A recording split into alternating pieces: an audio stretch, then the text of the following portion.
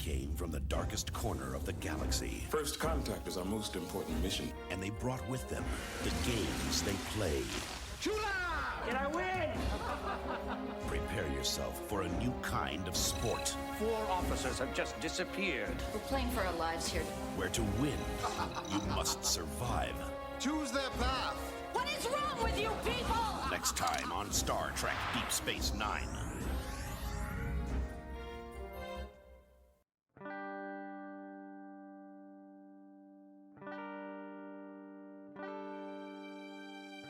There's a bigger issue here.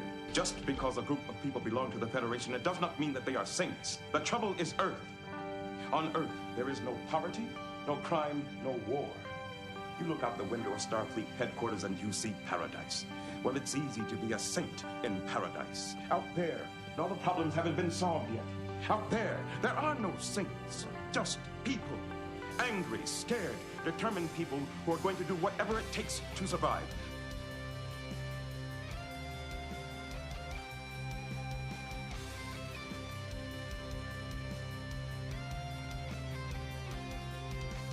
What I want to know is, out of all the stories you told me, which ones were true and which ones weren't? My dear doctor, they're all true. Even the lies. Especially the lies. On behalf of the Bajoran government And the Promenade Merchants Association. I officially welcome you to Deep Space Nine. I think I would rather go to boot camp again than watch that. Become a sheriff I'd rather somewhere. go to boot camp than watch that again. That's what we did last week. Okay, I like this episode. Anything else for the good of the order before we get rolling? The way you say that is very cult-like. I kind of like it, actually. One of us. For the Yes, good of the order. We are a cult. I always thought it'd be fun to be a cult leader, but then I remembered I don't want to be around that many people. You don't like so. people. I'm already to say you're antisocial. How do you run a cult? Yeah, right? It'd have to be a book club cult. I thought you said butt Well. club cult. That's exactly what she said. She did Book say a butt club. club. Oh, I thought she said a butt. I might hang out for the other one. What are we doing? Like, Hello, everyone out there in podcast land. Welcome to Especially the Lies, a Deep Space Nine podcast, a part of the Front Row Network and NPR Illinois Community Voices. We're a group of newbies watching Deep Space Nine for the very first time, and a group of oldies who have visited the Celestial Temple. There you go, Emily. You happy with me now? Many Yes. times. And we are here today to talk about the Emmy-nominated episode of Deep Space Nine. I am not joking. are you serious? No Yes. fucking way. What? No, yes. Hold on, let me get there. Wow. Move along home. Before we get talking about that, please remember to like, subscribe, follow. Also, please be sure to leave a review if you haven't already. Audible reviews, Spotify reviews are great, but Apple iTunes reviews are the best. They really do help us. And last week, we were the number 79 TV review podcast in Ireland. So I'm assuming Colm Meaney is listening to us. I just assumed. It's Sean. It's Sean. Just Sean. Sean's, just the Sean's one. our one. Somebody want to do a super offensive accent quick, or No, I'll pass. okay? Oh, All like right. Sean.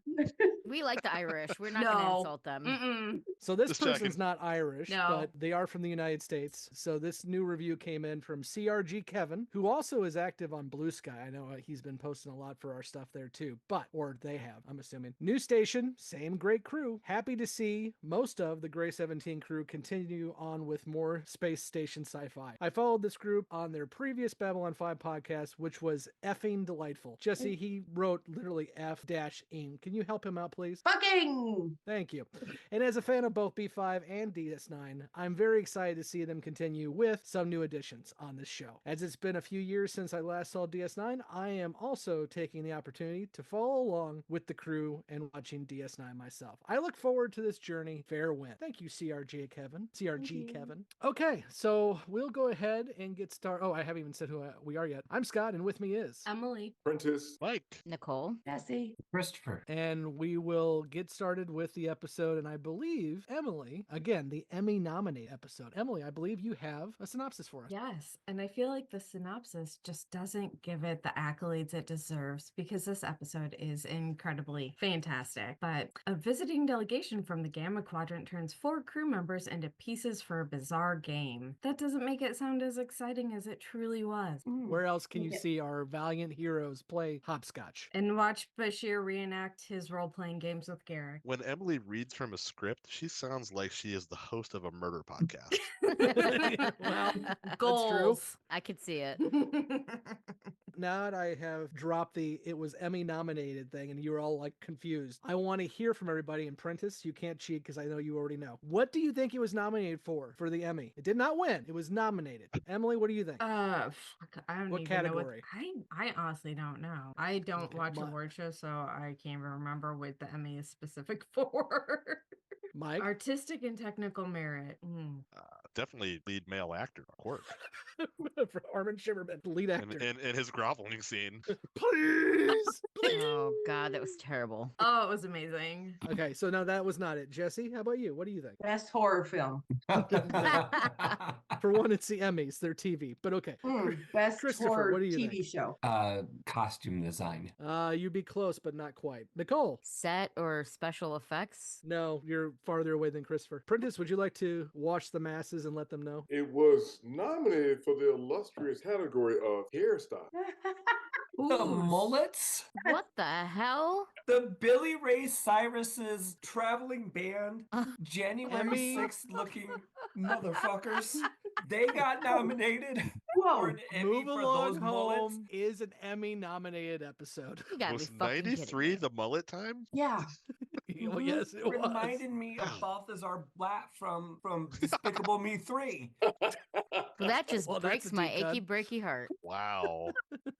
I have more of them.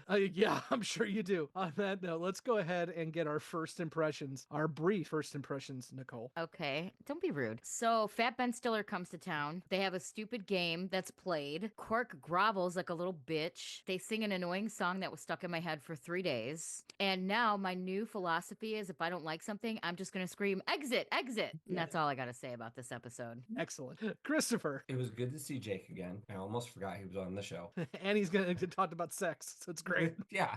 I really thought that his scene with Odo, I enjoyed his scene with Odo. The dress uniforms are awful. I did a play where I dressed as a mouse in Mozart's house, and it was not as bad as that hopscotch scene. I was trying to figure out where you were going with that. And I only watched this episode once. That was enough. You watched The Passenger 4 times, but Move Along Home just once. I didn't need to watch it again. Jesse. Okay, hot take. I didn't hate it. I watched TKO twice, right? This is not That's your level right there, right? She was sitting Shiva and they were MMA fighting in the same episode. Like this was not the craziest thing I've ever seen. There were some moments that I was like, what in the absolute fuck is happening? Like the little creepy fucking girl from The Shining. Like it's just Allamaraine. No, somebody get her out of here. Somebody keep going. So I didn't hate it. Like it wasn't the worst. I've seen worse. I was editing our commentary episode, which Nicole, Jesse, and I did a commentary of this. So you can check that out in both our YouTube and our podcast feed. I was editing it, and at the start of the episode, or the commentary, I had the little girl doing the Allamaraine, and I was editing it, and one of my family members said, "You need to stop doing that. It's creeping me out." Yes. She was terrifying. It reminded me of the twins riding the big wheels. I don't know what they did in The Shining, but they were creepy. I don't know if they rode big wheels. They walked hand in hand. They were super, super creepy. I probably am confusing it with one of the I think they rode big wheels in Family Guy. The Shining's not even a scary movie. It's not scary, It's really but not the that fucking good. kids were terrifying. No, it's really not. Can you turn up, like, think around, you walk around the corner and that little Allamaraine girl is just standing there out of nowhere. No, the fuck not. You need to leave. No, the fuck you're not. Please go. She's no longer an actor, but she is a lawyer. Well, I'm sure she's a very smart girl, but she was very fucking creepy when she was little. Okay, now let's go over to the folks who have watched every episode, and we'll see what they think this episode is in compared to everything else. Mike, what are your impressions on this? Can't believe I came out of retirement for this. This episode sucks out loud. I'm sorry. 1983 called and they want their TNG episode back. Prentice, how about you? The only redeeming quality about the episode is the interaction between Jake and his father in the beginning. I like that. But other than that, yeah, it was hot, flaming trash. It was bad. it pretty bad. And Quark yelling at the table, asking for forgiveness. I said, you know what? The director should have cut this about 10 seconds earlier. It was too much. It was over the top. Yeah, it was pretty bad. It was pretty bad. So can't wait to the next episode. So this is as low as it's probably going to go, hopefully. But yeah, it was pretty bad. I have not seen it in about 20 years. And now I know why. I have not watched it in 20 years. You know, it should be thrown into that Phantom universe, just like in Superman 2. Back in the day, just throw it somewhere. Don't ever go back to this evil place. But other than that, listen, it was trash. Emily, you have been telling us over a week now that you are going to defend this episode. So feel free. Okay. Haven't you ever seen something that was just absolute shit and you loved it anyway? Yeah, The Shining. No, I didn't love it though. It's like there's an animal. It's so fucking ugly. It's cute, and you just want to squish its little face. Come on. Actually, the first time I saw this episode, I wanted to die of secondhand embarrassment because it was so painful to watch. But having gone through the show so many times now, I don't know if it's just now like a trauma response where I have decided to enjoy it, or it's like in B5, Letters from Avalon. It was great because in my It was brain, better than this. That was absolutely better than this. Right, but it was kind of an absurd episode, and I just keep thinking of like Men in Tights or whatever during that episode. So I think my brain has just created this particular one into a comedy, and therefore it's funny and entertaining. You guys are being very dramatic. The trauma response. No, man. I just sat through all of B5 in the last 2 years, and this is the thing that was on my TV that I actively looked around to make sure my family didn't see that I was watching it. It is quite embarrassing. That Shiva. Like And here then- up against the wall screaming, just reenacting him and Garrett role playing night. Once again, bad director on this episode. He could have cut down a lot of this mess, and he chose not to. Dude, they actively padded this episode. That whole thing with Odo going onto their ship and walking into the light and then appearing in the bar, completely pointless. They just had film to burn. I'm convinced. I agree. So I'm reminded why Avery Brooks had to let everyone know that he actually was a trained actor. He's like, listen, I know this is trash. I went to Juilliard. I'm a real actor. You can see it on his face. That embarrassment Emily was talking about, I felt it for him doing that dancing. I was like, this is beneath you, buddy. This is beneath you, but okay. But he sang the rhyme, and I feel like that was redeeming. He actually had the best voice, though. When he's like, I do not want to be here. I went to Juilliard. The one you could definitely tell did not want to be there is Nana Visitor. 100%. Oh god, She that did was not acting. want to be That there was at all. straight up stupid. She's just like holding the tricorder and she's like, if you Did she not say this is not what I signed up for? Was that not her in this episode? He did. Yeah, I he don't said think that. that was in the script. I think. Aside from the scene between Odo and Jake, which I did really like, I felt like Odo was over the top angry in this whole episode, and I understand why. Yeah, because it sucked. They lost the bridge crew. Like, what the fuck? Your security? What were you doing? Oh, no. Freeman needs to be fired. Yeah, cut rate O'Brien there. Now hold on, Lieutenant Donut saved the day in the previous episode. Yeah, and he lost the entire That's what crew. I'm calling him. He's Lieutenant Donut. I can't remember his name. He is sitting watch, and the commander, the XO, and what does Dax do? Science officer. And the medical director can't be found.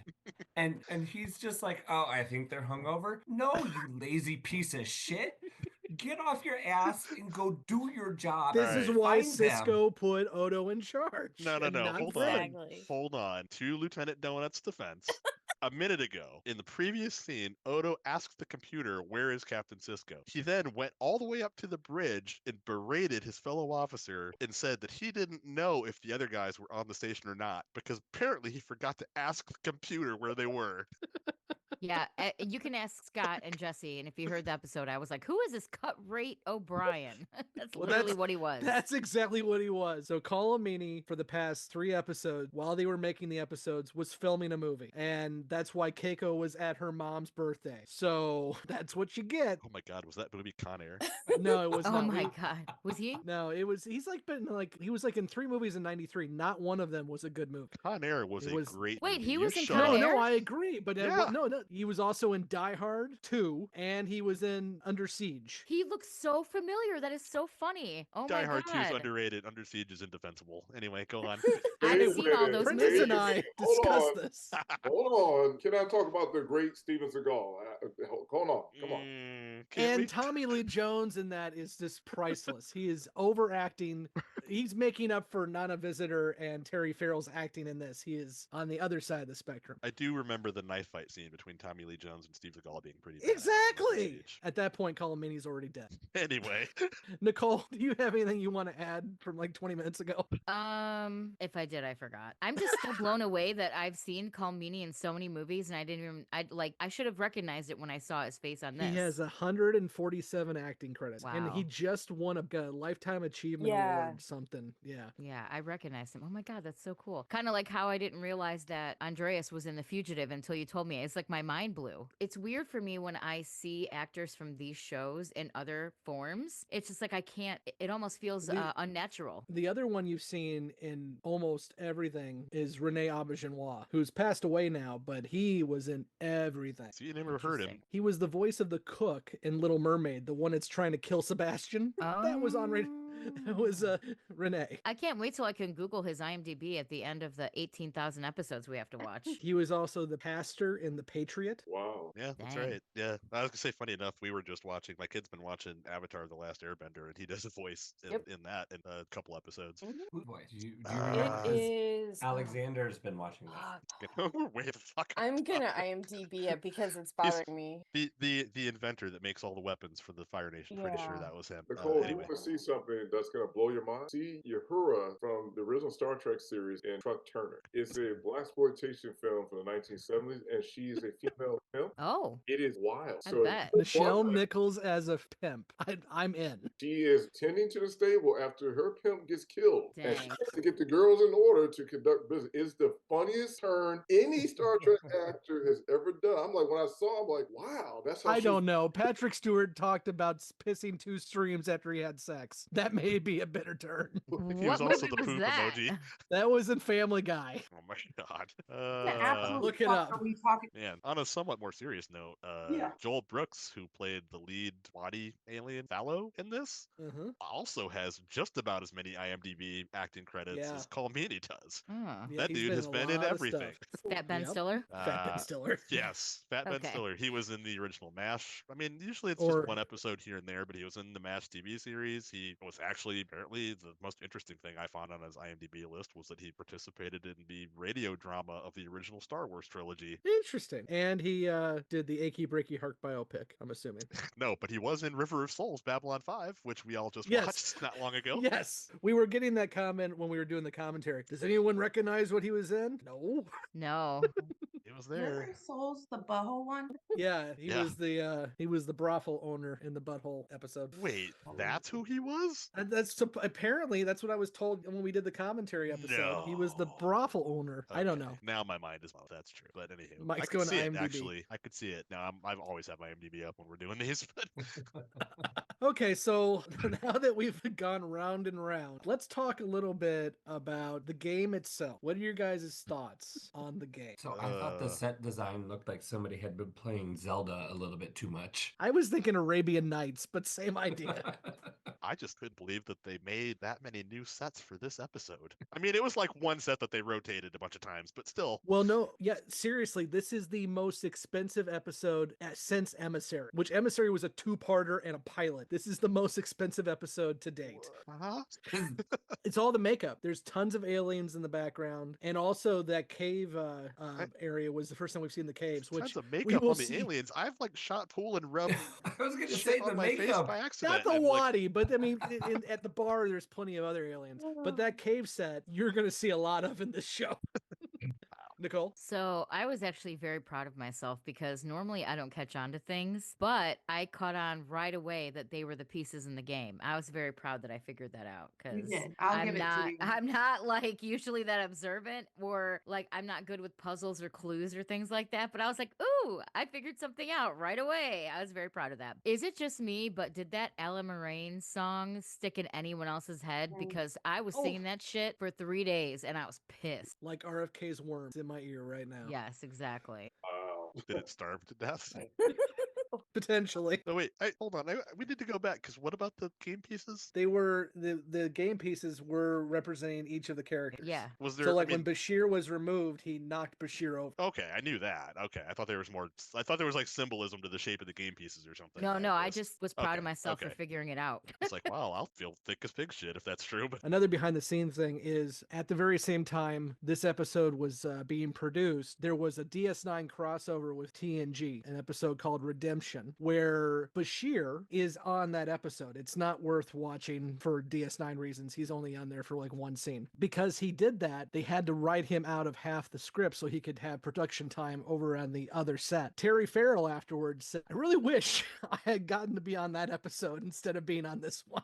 She was hoping that she would have been written off this thing. So, but that's why Bashir leaves early. Christopher, what do you got? So this is like a first contact situation, right? It is the first contact from the Gamma Quadrant.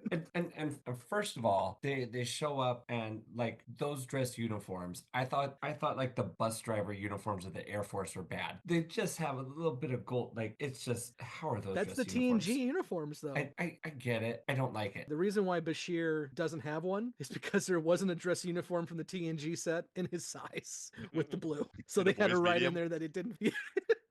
We'll have this again. Star Trek Generations will raid the DS9 wardrobe when we get there. But this is their first contact, and like they said, they know that they like to play games, but they don't like ask them like any deeper, like what type of games do you like to play? With like, how do they not know that they have this device that can put you into the game, and then that you're not actually in any danger? Who is like the advanced guy who's talking about this? And obviously like, Freeman. They like yeah, like lots of people need to be fired because they're terrible at their job in Starfleet. Well, to be fair, they said the Vulcans were the first ones to contact, and then they sent them blindly off to DS9. If I was Cisco after this experience and the Wadi came through the wormhole a second time, I would instruct everybody to turn the lights off and pretend to not be home. So I feel like that's probably what the Vulcans did here too. Just hang out a banner that says "Move along home." Mike, that's a good point. And actually, there's a season 7 episode where we will find out the Vulcans don't understand games at all. So that's all works out in the end. It actually does. And the other thing is, Quark at one point asks them if they like sex or not. But at this point, hasn't he already learned that they're tabletop gaming enthusiasts? So he knows the answer is no. They're all incels. But send your hate mail to Scott at DS9 Podcast. Mike has the bigger board game collection than I do. Most of them are wrapped. Wow. Christopher, you kind of hit on it. My biggest issue, and it really annoys the crap out of me all the time I watch this, is there absolutely is no stake. And then at the end, we're told, it's just a game. I was like, okay, so you wasted an hour of my goddamn life. Yeah.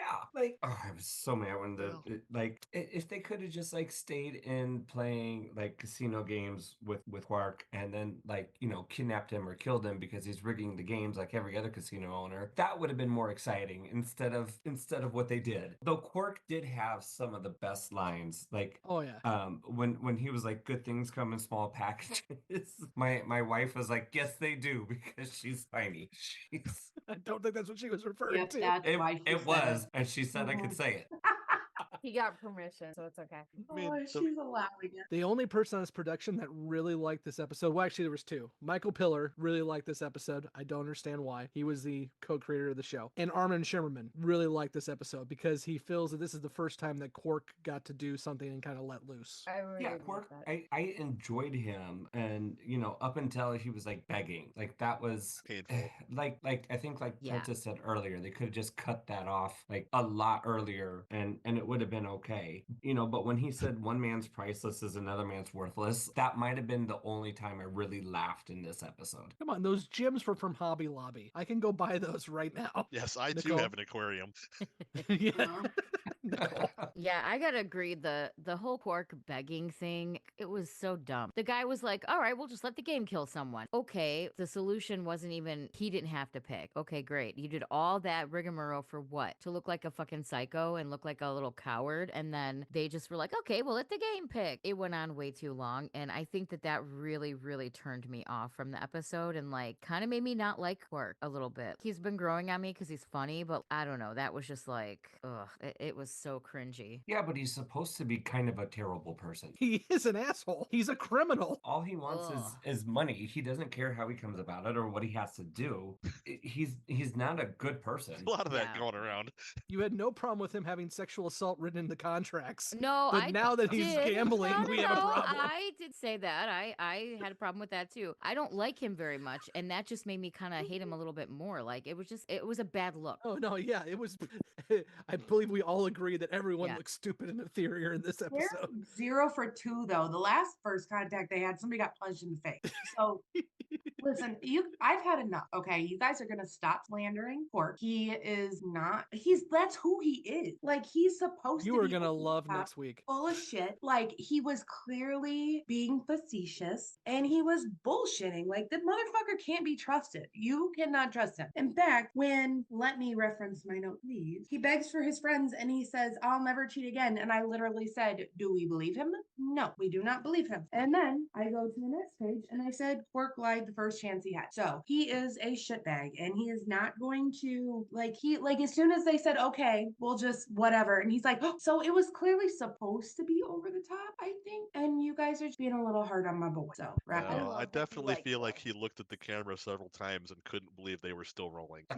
I'll happily be hard on him on this. He deserves it. Oh, I think that's how it was supposed to be. Like, I don't think they were supposed I did not see him as trying to be serious. Like, it was so fucking out of this realm. He wasn't going for an Oscar or Grammy or whatever the fuck you guys call these things. He wasn't going for that. Like, he wasn't going to get it. He didn't have a mullet. So I have a question for everybody. In an earlier version of this script, the characters, because what we get on this episode is that they actually lose, but it doesn't matter because it's just a game. But in the earlier version of this, they do get through the game successfully and Bashir does not return. And the Wadi leader says, "You need to give us all the winnings that you stole from us or we're not giving you back Bashir." Would that have been a better ending to the episode than what we got? Yes. Absolutely.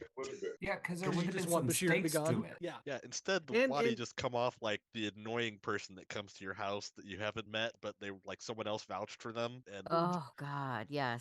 they wouldn't tell the rules of the game. They were deliberately withholding of information, and then they like pulled the the zinger at the last minute, like, "Haha, aren't we cute?" And the answer was no, they were not cute. Get the fuck off our station. I mean, it was a stupid fucking episode, but you guys, I don't know. Jesse, I trust me when I say this is the worst episode of the show. Well, I then we're promise. gonna be okay because Although there is one We're episode supposed to that trust you when you said that this was the best episode. I was being facetious. I watched 24 episodes of season 5 of Babylon 5. No, I watched a lot of fucking episodes of the shittiest season of the shittiest show I've ever watched. Loved 2, 3, and 4. But it was not just a bad season. It was a fucking terrible season, and I wanted to quit every fucking episode. So this did not have anything on all of the episodes on fucking season 5 and TKO. I know you guys for some reason have all of a sudden decided to love this fucking episode, but I watched an hour of fucking Shiva. An hour. Go back Fuck and that. watch the tape. I voted for it in the final bracket too. Our bracket's going to be longer now, by the way. There's Oh, 26 episodes after season we 1. need to come up with a shortcut. We could do like the S tiers or whatever we do. We can figure it out. Just to be clear, so that nobody can accuse me of not liking a certain group of people. Where's this going? You know where it's going. Uh-oh. Either one of the Babylon 5 fucking TKO themes of that show would have been fine alone. But you combine them and it makes no fucking sense. Like I watched it and I was like, I'm having a hard time. I love that you are rehashing an episode that we did 2 years ago. It was that fucking bad. And you guys are saying that this one is better than that one. Fuck off. That is not the case. It's the sweet and the sour. No, it's like Sour Patch Kids. No, it's not. That fucks up. And this one was not that bad. So I'm going to have to put a link to that episode in the show notes so people can go back and find out. Like, this isn't going to make me want to like quit watching the series, but if I ever see this episode on TV, Switch. You're not. I'm not going to watch it. Yeah. Right. And I'm not going to, like, if I do a rewatch of this after we're all done, like, I'm probably going to be like, yeah, this is when I don't have to watch. Little do you know that the Wadi will play in a lot into all of the series. I'm joking. You do know I was saying this was the best episode just to fuck with you all, right? Yeah, we do. Like, I mean, it's not as bad as the whole Angel Wings with Justin, but Oh. you know.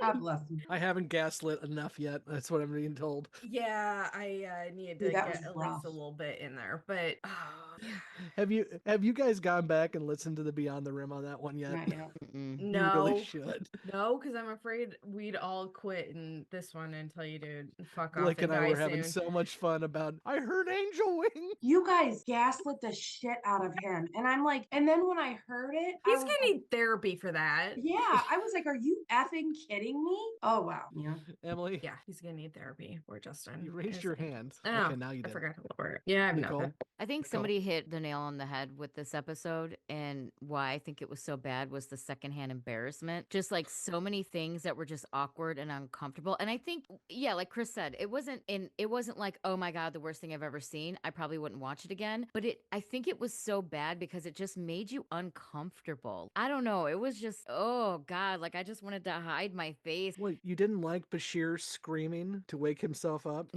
I do Pressed like up against the wall like that? Yeah. Hot take. I still do like Bashir, okay? I know a lot of people don't care for him. I don't mind him. I do like when they're in one of the escape rooms. I can't remember which one. And all of the cast pushes themselves up against the wall. And Bashir, we pan to him, and he is up against the door with his gun up That was against the door. hilarious. He's such a fucking idiot.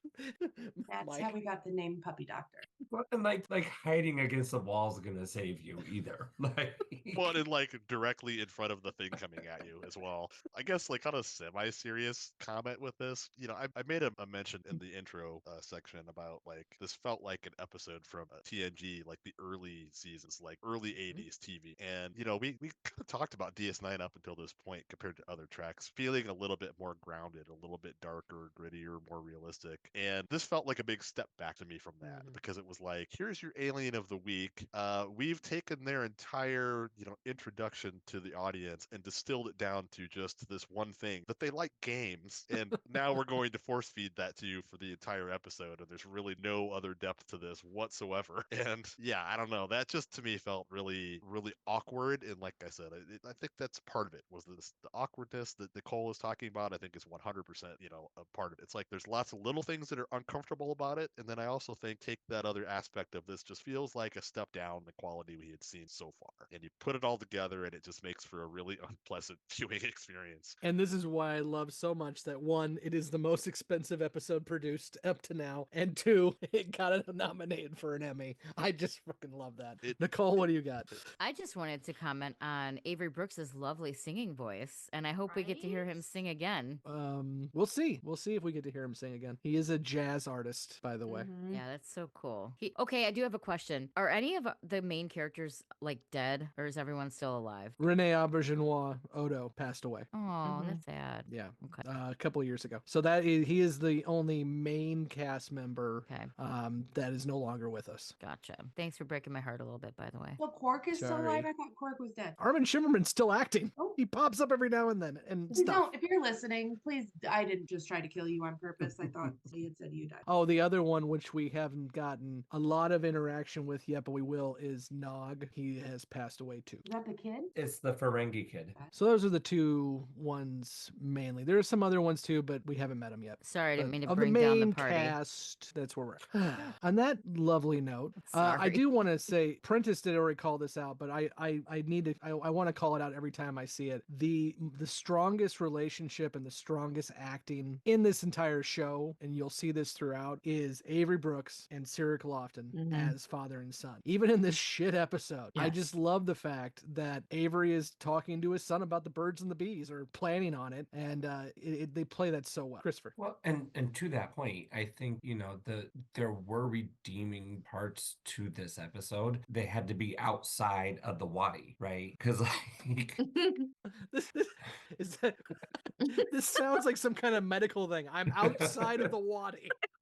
Cisco's interaction with Jake was really poignant. When Jake had the scene with Odo, I like that as well. And then when Odo's confronting Primin, you know, when don't call me constable, I'm the chief of security. It felt more like the DS9 that we've been getting, and less like, what the hell is that?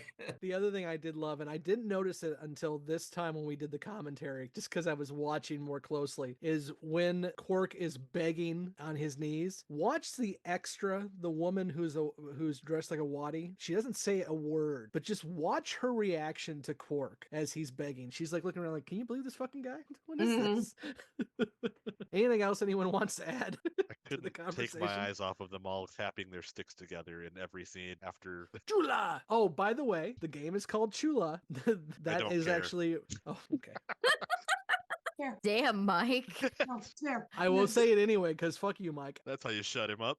It is a... Mike, you should listen to the commentary. We discuss a few things about you. How's your sternum doing? Oh my. Okay. Death has injured himself. Death has injured his sternum. Oh, Death has injured his sternum. God, I wish I still had video of that. Okay, Chula is short for shoots and ladders. That's all I got. Are you kidding me? That's how they come up with that shit. 100%. Oh They my came up with a name like it's like shoots and ladders. Chula. Now I feel insulted. Okay, Yeah. so now like you didn't feel insulted before. I feel like they pranked us. They punked us with this shit. Horrible fucking episode. Now you're just insulting my intelligence, and I've about had. Yeah, we've been punked. Well, on that note, let's ask our newbies if they have any lingering questions about this episode or any predictions about what may be coming next. Jessi, anything you want to add? I do have several questions. First of all, do the Wadi have sex on their world? What uses do the Klon peg, the stick? What kind of other uses do those have? And that's it. That's You have all. odd kinks. I usually don't kink shame, but you have some odd ones. First of all, don't yuck somebody else's yum, first of all. And I don't know what kind of kinks I would have because I don't know what the uses are for them. Maybe if I knew, they might be. That whole not yucking someone else's yum thing totally does not. That is not a real thing. There is absolutely things that somebody should be shamed for forever. No, listen, we're not talking about kinks. We're talking about fucking bad behavior. That is not, those are not the same thing. Kinks are like somebody that likes my feet. Poor behavior is, no, don't do that because that should be, if it's not already, it is, it should absolutely It's not be. getting off your spaceship and going, do you have any games?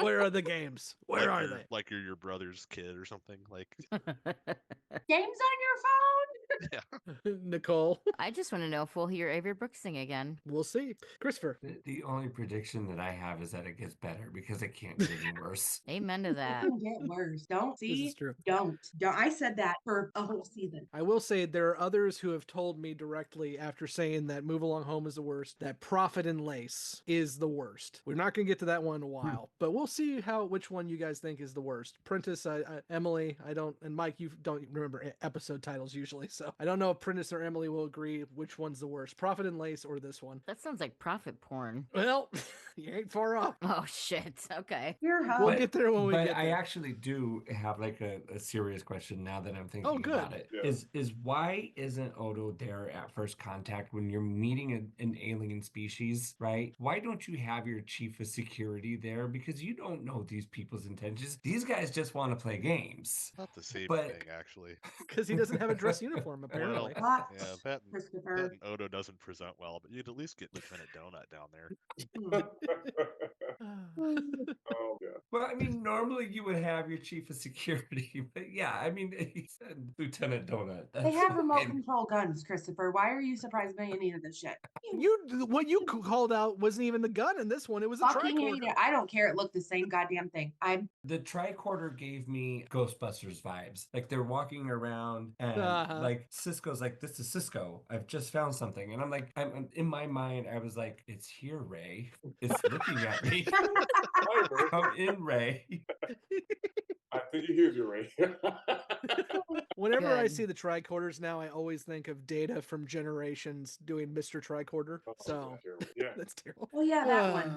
Shut up, Jessi.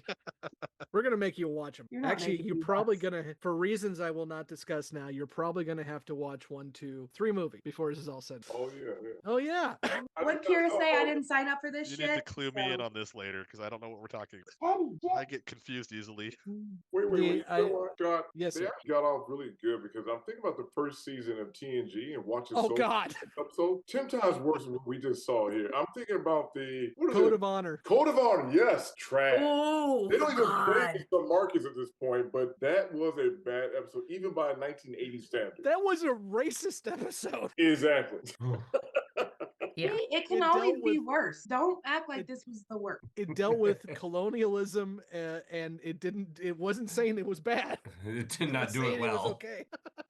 Now, I had people online saying, why do you do the question and prediction thing? It made sense for B5. It doesn't for DS9. It will. Trust me, it will. We just got to get there. Can we just forego it for now and then until it does? Well, we can discuss. No, because I need to take notes on shit. Yeah, Emily feels important. Start keeping track of the quotes. You fuckers are weird. You knew Prentice this when you gave signed a up. look. Ouch. We love you too. Not Prentice. You fuckers except Prentice are weird. Mike especially is weird. Amen, brother. Let your freak flag fly, baby. Hey, okay, so Okay. you can fucking be weird, but I can't. Oh, I got it. Got deal. I see what you You're guys the are. one with a flag behind your head that says birds aren't real. At least it doesn't say "show me your butthole." Okay. You don't. Well, You don't. you have that one too. You don't know what things that I'm into. That anyway. Oh, I'm Yeah. sure you are a closet weirdo freak, Mike. Ugh. Okay. Ask him to see his Transformer collection. Oh, that's Jesus. I turn my camera on right now. Okay. On that note, we'll go ahead and end it here with our newbies until next week when I'm so looking forward to the difference in conversation between this episode and the next one because it could go either way, and that is the Negus. So our next week episode is the Negus. I know, Prentice, you've been waiting for this episode for a while, so we'll discuss. As my favorite guest star. Prentice is just shaking his head.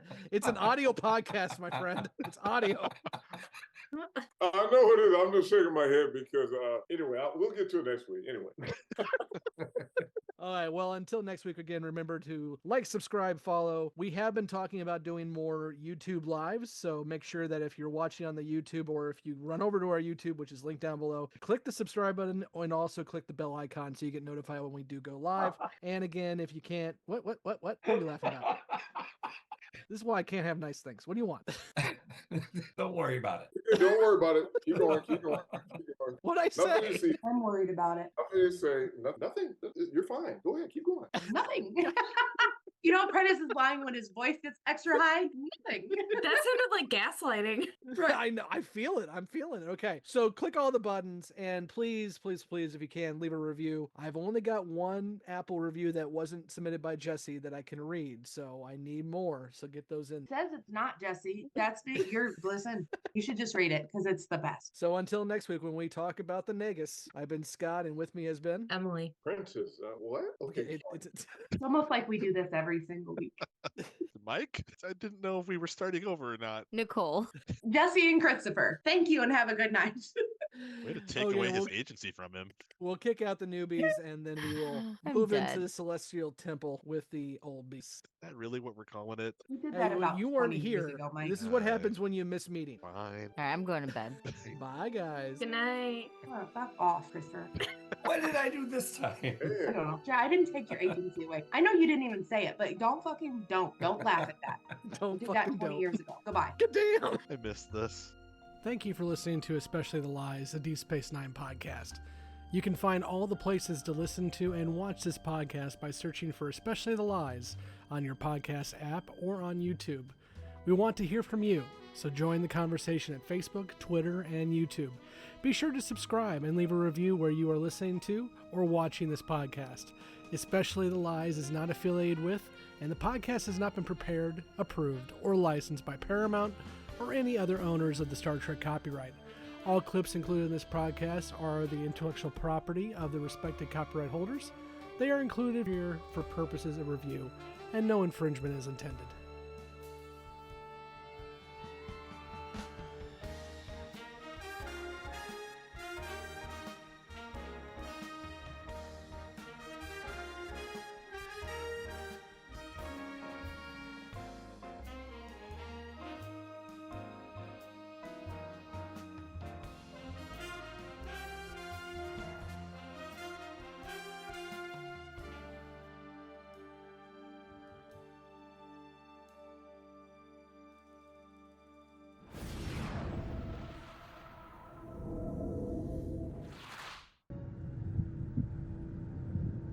Why have you brought me here?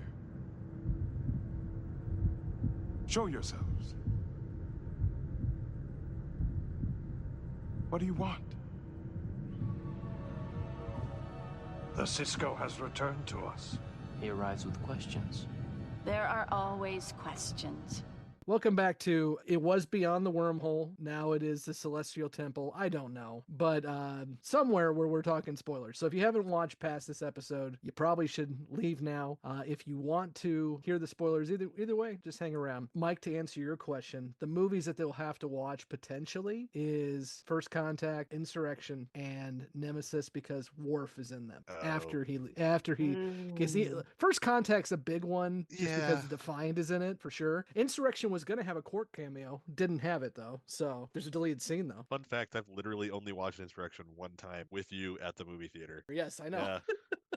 Wow, that was such a disappointment after your First Contact, you know. Yeah, well, kept the theme though. Sure did. The original concept for the movie is actually pretty good. I read some of the scripts, it looked good, but the execution, the final product was bad, Yeah, well, it was, I don't want to dog on Michael Piller because, well, he made Deep Space Nine and he's no longer with us, but he also wrote Insurrection, so take that as you will. Wait, you said First Contact, Insurrection, and which other one? Nemesis. I don't think they have to watch Nemesis. Well, I know, but I mean, Worf's still there. I mean, we don't have to. I was gonna say they do mention the Dominion War in Nemesis. Oh, I was gonna say in Nemesis, aren't they like, Worf, you're here? And he's like, yeah, I'm here. And that was like all the explanation you got. Well, no, that one made sense because he was there for Riker and Troy's wedding. But the Insurrection, they actually panned away from him as he was giving the reason. He's like, well, I was here, and then they go on to something else. Okay, I knew it happened in one of them. So we'll see if we have to make him watch those or not. I'm not making him watch Section 31. Okay, so let's go ahead and get rolling. Emily, what are our questions?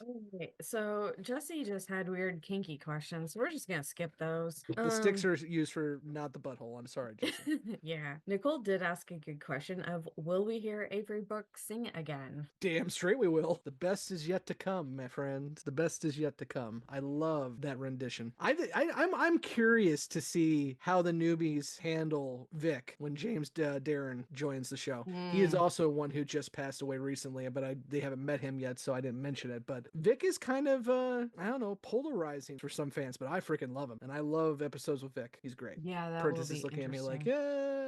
I would say I enjoyed Vic being there. I thought he was a nice addition to the cast later on. It's no worse than Lita. Yeah, I think Vic has one of the best episodes of the show with It's Only a Paper Moon with Nog. I've genuinely kind of forgotten how much the cast actually does grow over time when they bring in a lot of tertiary characters. Like we've been introduced to Garrick, and well, Freeman we know doesn't stick around for a whole long time, but no, he's gone after this episode. Yeah, he's but done. like and we've met Nog, but like they become much bigger parts of the show. Absolutely, you got Nog, Rom, Lita, who we haven't met yet, but she will become big. It's Garrick, as you mentioned, Vic, Ducat. I think becomes a cast member himself too as we keep going as well. Certainly, in Kai Wynn, Wayoon, yeah, I mean, Wayoon just 2, Wayoon 3, Martok, and of course, as we mentioned, Worf as well too. But I mean, yeah, the cast definitely grows, and I think once they start making this really a character-centric show, they have more room to play with them as well too. I love the fact that the first time we meet Martok, he's actually not Martok, and we don't know that for a very long time. Oh yeah. One of the things I find interesting about this particular episode is that when Jake and Cisco are having a conversation and they talk about Nog, like at this point you don't fully understand the consequences of this conversation. Like Nog is not doing shit with girls, right? And I think it's funny because like you hear this conversation, if you haven't watched the show, you're like, okay, and then we get to know the Nog character and you're like, oh yeah, he was never doing anything with girls. He was too busy trying to steal stem belts and get baseball cards. And then when they have that double date episode and he is just an absolute shit show, you're like, yeah, it was probably better Jake got advice from his dad and not Nog, because yikes. 100%, yeah. I want to hear about the birds and the bees from Avery Brooks. I think that'd be kind of cool. Yeah, probably be educational. Indeed it would be.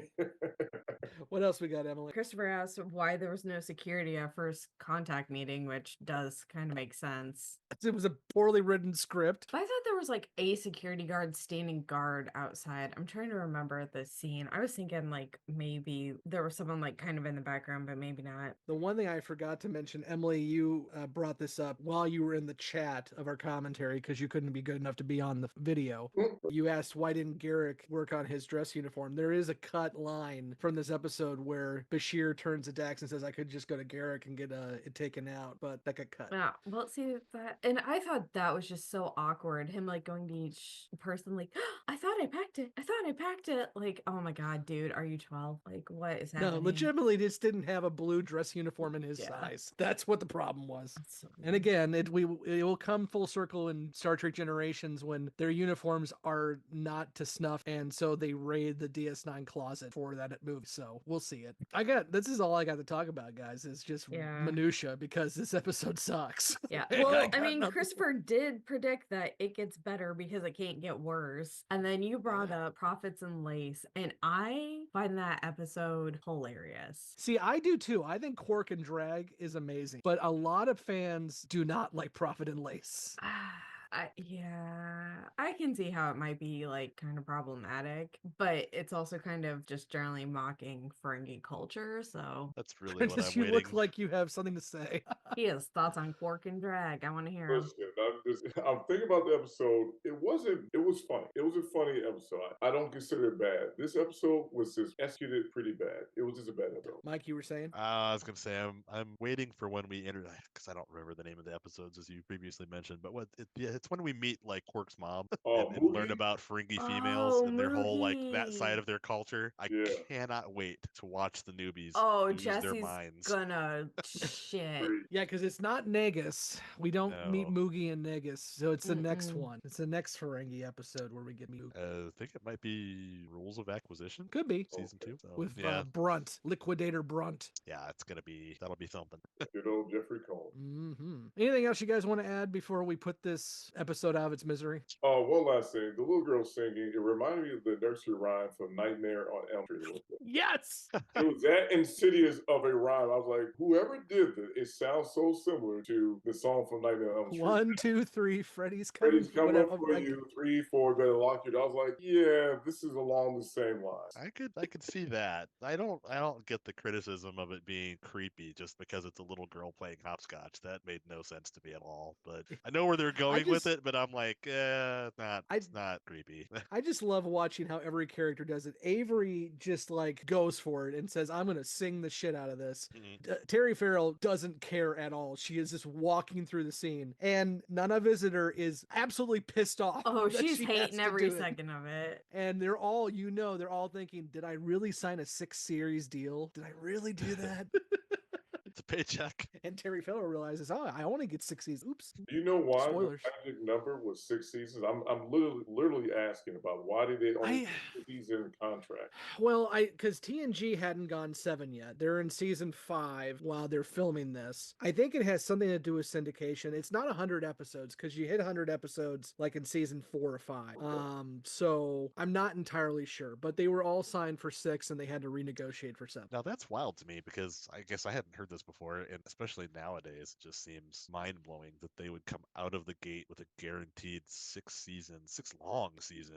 Well, I mean, TNG was the biggest TV show in syndication, and syndication wasn't even a thing until TNG came around. So, I mean, they had a golden goose, and they figured they would milk it for all it's worth, and that's why we get Voyager 2 years later for the same reason. Man, I mean, that's crazy because like, there's so many shows now that I look at, and I'm like gun shy to go start a new series for fear that it's gonna get canceled after 1 season, you know? Well, and how many series do you watch anymore that has 26 episodes? I mean, none. None. Yeah.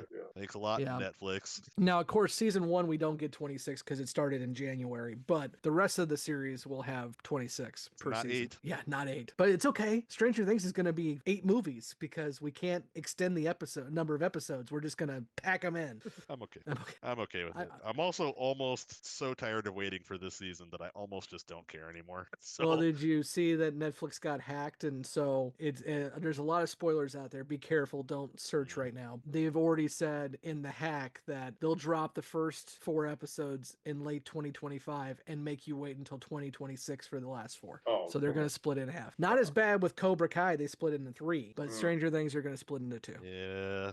Again, they've made us wait. I mean, what's it meant? It's going to be like a 5-year gap or something? Well, yeah. I mean, they're supposed to be like, I think the kids are in college by the time we get to season 5 because they've all aged. I mean, look at Finn Wolfhard, man. The guy has like gotten old. Well, that was like the whole Harry Potter thing too. I'm like, geez, He's like Dr. Potter now. Like by the time you reach the end of the movie, he's like, Emily, what do you got? Okay, so I was just scrolling through IMDb trying to look at the next Frankie episodes, and while scrolling through season 1, I had forgotten about If Wishes Were Horses. Ha! Yes. That That's the episode that legitimately pissed off Cole Meany, and then they changed it because originally Rumpelstiltskin was going to be an Irish accent, and Cole Meany's like, "You will not fucking do that." I hate that episode with a fucking passion. Like I can't watch it. So that'll be a fun one to hear all the newbies, because if they thought this was bad, whoo boy. I don't know. I think if I remember right, I like that episode. We'll see. Oh god, I hated well, it. you may have made a bold proclamation about this being the low point. Let's just. Well, we'll see, and be sure to like, subscribe, and follow so you can join in our suffering as well too, because it's a long fucking time until we get to Duet, and then it's a long more time until we get to season 4. See, we are on episode 10, and Duet is 19. It's not super long. No, and I still think season 2 starts out with a couple bangers with the Circle trilogy. I think that's good. Season 3 starts with the Search, and we get the Defiant, and so I think we got some good stuff coming. It's just we gotta get there. Yeah. Okay, well, until next week when we talk about the Negus, I've been Scott, and with me has been Emily, Prentice, and Mike. And thanks. I'm sorry. I apologize. But if you can't get enough of Move Along Home, remember we do have our commentary track out there where you can listen to Nicole, Jessi, and I suffer through the entire episode. So enjoy. Let's Allamaraine all the way home. That's all I got.